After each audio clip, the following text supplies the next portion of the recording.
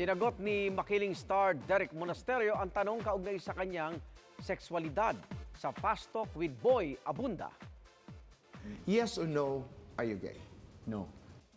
Mas nababother ako sa fact na bakit nila ginagamit na pang-asa ng pagiging bakla. Wala namang masama doon. Dagdag pa ng aktor, kailangan nang maging bukas ang pag-iisip ng mga tao at tanggapin na walang masama sa pagiging miyembro ng LGBT. Sa kanilang pagsalang naman ni El Villanueva sa interview ng GMA Integrated News, inamin ng dalawa na madami silang natututunan sa set ng kanilang revenge drama na Makiling. Mapapanood na ang Makiling sa January 8 sa GMA Afternoon Prime. I think it's a privilege to play this role kasi it made me understand people kung bakit nila nagagawa yung mga actions na yun. Kapag victim ka, gusto nila nakikita sa'yo, inosente ka. Pero ang reality is hindi naman perfect ang victim.